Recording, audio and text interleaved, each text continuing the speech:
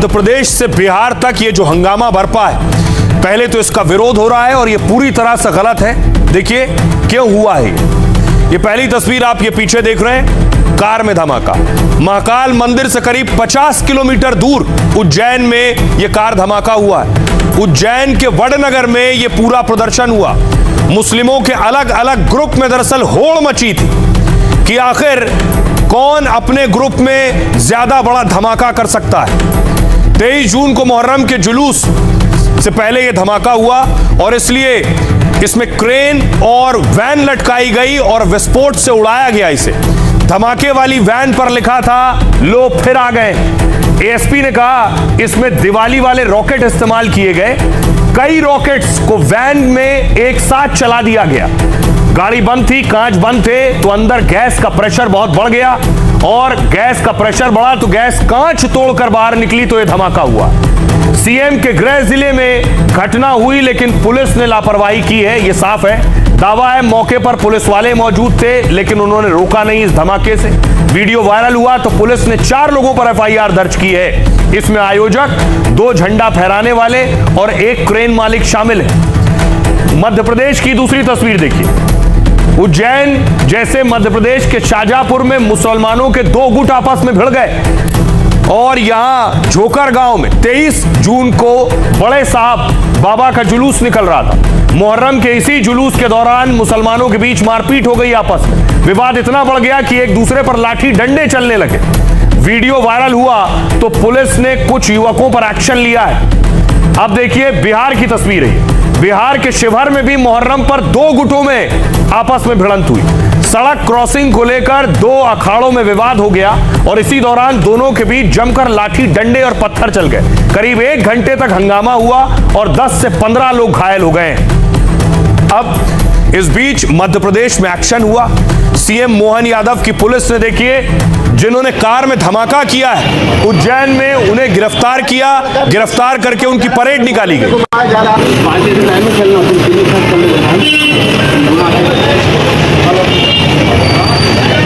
कान पकड़कर उनको सबक सिखाया जा रहा है, पूरे मोहल्ले में घुमाया जा रहा है। ये देखिए, यही हर्ष होता है। ये देखिए, ये सजा है क्योंकि अगर कोई शहर कोई फिजा बिगाड़ेगा तो उसका हर्ष तो ये होना ही है क्योंकि जिस प्रकार उन्होंने 40 फीट ऊपर ट्रेन के माध्यम से। ये देखा देखी नहीं होता कि भैया रामनवमी में तलवार निकाल रहे तो हम भी निकाल रहे। मैं ये पूछता हूँ कि समाज के जो रहनुमा है, जो समाज के बड़े बड़े ज्ञाता है, क्या उनकी आंखों में भी धूल झुका रहता है?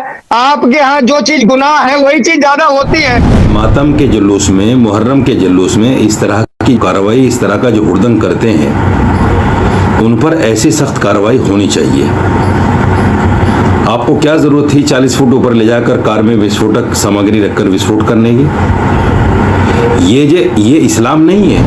महाकाल की पवित्र नगरी है और महाकाल के भक्तों को इस तरह से डराने का कुत्सित प्रयास हजारों की भीड़ के द्वारा किया गया, बेहद शर्मनाक है। ये त्योहार के नाम पर जिस तरह का ये जिहादी प्रदर्शन है बेहद गंभीर है।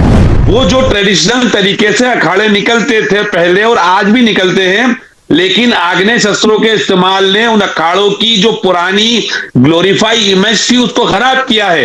अब अखाड़ों में आप अपनी कला के प्रदर्शन से ज्यादा विस्फोटक चीजें, आग से खेलने वाले स्टंटबाजी ज्यादा हो गई है। हम कहीं नहीं गए, हम यहीं हम और फिर आतंकवाद फैलाएंगे, ऐसी एक सूचना भारत तंत्र को दी गई है। मध्य प्रदेश शासन प्रशासन के लोगों को कान खोलकर देखना चाहिए, सुनना चाहिए कि ये विस्फोट जो हुआ है बड़ी मात्रा में कहां से आया है, इसके ऊपर गहन जांच करना चाहिए।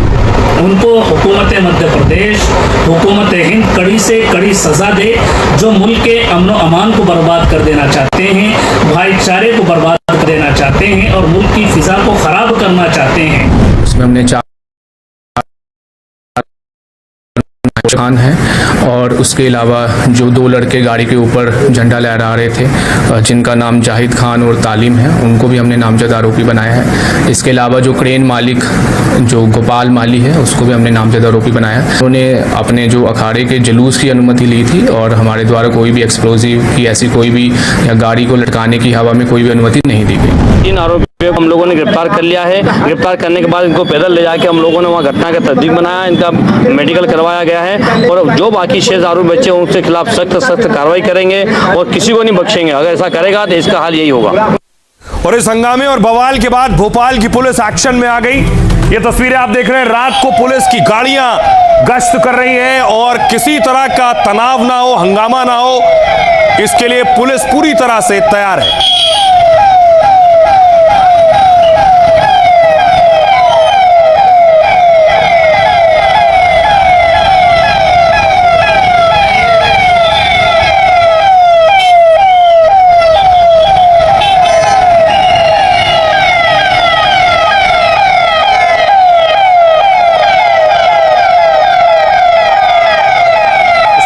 त्योहार के वक्त ऐसी हरकत होगी तो पुलिस को ऐसा चौकन्ना रहना पड़ेगा। ये खंडवा की तस्वीर देख रहे हैं, मध्य प्रदेश के खंडवा में भी पुलिस फ्लैग मार्च कर रही है, सड़कों पर उतरी है।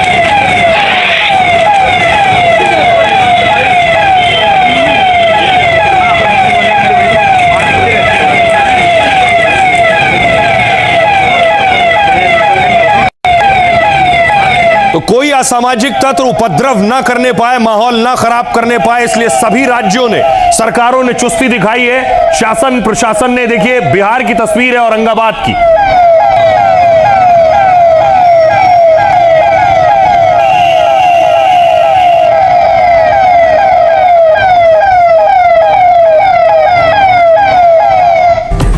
और इस मामले में उत्तर प्रदेश संवेदनशील राज्यों में शुमार है। यूपी का हाल क्या है ये मैं आपको दिखाऊं। उत्तर प्रदेश में सहारनपुर आपको लिए चलता हूं, देखिए जरा सहारनपुर की तस्वीर आप देख रहे हैं। सहारनपुर में पुलिस सड़कों पर उतरी है और फ्लैग मार्च कर रही है।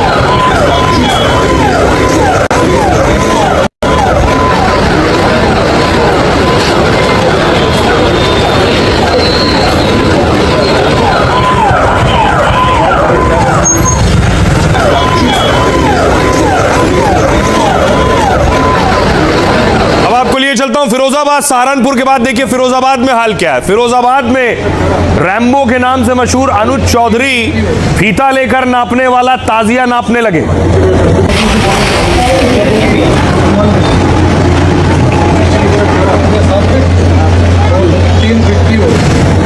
अनुज चौधरी को आप देख रहे हैं, हाथ में फीता लिए, ताजिया की ऊंचाई फिक्स है, उससे ऊपर नहीं होनी चाहिए, तो ताजिया नापने लगे। शिया धर्म गुरुओं ने सवाल उठाया कि अनुज चौधरी जूता पहनकर ही ताजिया नाप रहे थे।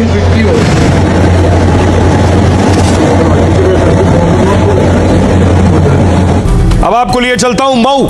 उत्तर प्रदेश का मऊ भी संवेदनशील जिलों में से एक है। मऊ में भी पुलिस चौकन्नी थी, सड़कों पर गश्त कर रही थी, फ्लैग मार्च कर रही थी।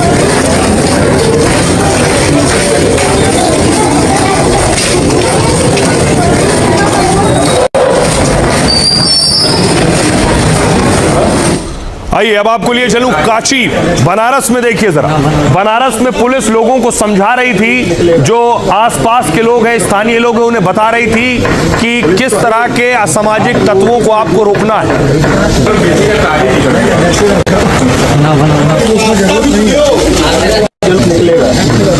सुरक्षा व्यवस्था की जिम्मेदारी पुलिस तो है ही, आप लोगों की भी होगी जो निकाल वो भी अपने वॉलंटियर्स लगाए, आगे पीछे से 10 फीट से ज़्यादा हाइट ना रखना।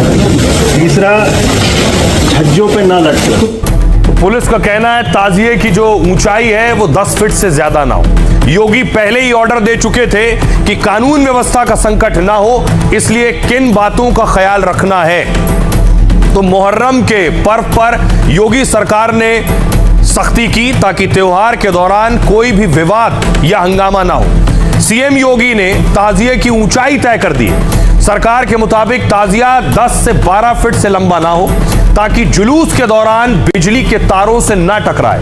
मुहर्रम के जुलूस में किसी तरह का शक्ति प्रदर्शन नहीं होगा। योगी ने इसके लिए हथियार ले जाने पर बैन लगा दिया, यानी कोई भी तलवार बंदूक लहराएगा तो फिर एक्शन होगा। इतना ही नहीं, जुलूस में डीजे की तेज आवाज पर भी सख्ती है। अगर कोई कान फोड़ू डीजे बजाएगा तो प्रशासन कार्रवाई करेगा। इसके साथ ही तेज आवाज वाले लाउड स्पीकर पर भी पाबंदी है। सरकार ने हर जिले के डीएम एसपी को अलर्ट रहने को कहा है। योगी ने सख्त निर्देश दिए कि मुहर्रम पर समन्वय बनाएं। मतलब पहले से धर्मगुरुओं और शांति समितियों से चर्चा करें, आस्था का सम्मान करें, लेकिन व्यवस्था भी बनाए रखें। अगर कोई माहौल खराब करने की कोशिश करे तो कार्रवाई करें। योगी के निर्देश पर यूपी पुलिस भी बहुत सक्रिय और एक्टिव हो गई है। सुनिए जरा योगी आदित्यनाथ क्या कह रहे हैं और पुलिस क्या कह रही है। याद करिए, इसी मुहर्रम के समय में सड़कें खाली हो जाती थी, सूनी हो जाती थी, ताजिया के नाम पर घर तोड़े जाते थे, पीपल के पेड़ काटे जाते थे, सड़कों के तार हटाए जाते थे, पुल तोड़ दिए जाते थे। आज कहा जाता है किसी गरीब की झोपड़ी नहीं हटेगी, आज कहा जाता है कोई तार नहीं हटेगा, आज कहा जाता है कि सरकार नियम बनाएगी, पर्व और त्योहार मनाना है तो इन नियमों के अंतर्गत मनाओ और नहीं तो अपने घर में बैठ जाओ। ये मनमानापन नहीं चल सकता। लगातार फुट पेट्रोलिंग की जा रही है और सभी जो दिशा निर्देश शासन के उनके अनुपालन के लिए सभी को बताया जा रहा है, जिसमें ताजिएदार या कलम वाले जैसे उसके जो मानक से अधिक ऊंचे जो ताजिए हैं या वो है उनको बताया जा रहा है, छोटा कराया जा रहा है। जी का आदेश है, बेशक मुख्यमंत्री जी के आदेश का पालन होगा, मगर ऐसे अधिकारियों को सस्पेंड करना चाहिए पूरी तरीके से जो ताजिए पर जूता पहन के जा रहे हैं और जूता पहन के जाके ताजिए को इंची टेप से नाप रहे हैं। दुनिया में कहीं ताजिया इंची टेप से नहीं नपा। बड़े अफसोस की बात है कि हमारे उत्तर प्रदेश में ताजिए को इंची टेप से नापा जा रहा है और जूता पहन के अनुज चौधरी, इसको फौरन सस्पेंड किया जाए। अब देखिए जरा, अनुज चौधरी पर यासूब अब्बास बोल रहे हैं इनको फौरन सस्पेंड किया जाए। दूसरी तरफ देखिए क्या तैयारी है। यह है मुहर्रम का जुलूस जिसमें ताजिया निकलता है और अब सख्ती कैसे हो रही है मैं तस्वीर आपको दिखाऊं। ताजिया निकलना, इस तरह का जुलूस निकलता है, कोई विवाद ना हो, इस विवाद को रोकने के लिए देखिए प्रतापगढ़ में क्या किया गया। राजा भैया के चेहरे से आप वाकिफ हैं। राजा भैया के पिता हैं जिन्हें आप देख रहे हैं, उदय प्रताप। राजा भैया के पिता को नजरबंद कर लिया गया है क्योंकि मुहर्रम का जुलूस निकलने वाला है। ये तस्वीर आप देख रहे हैं।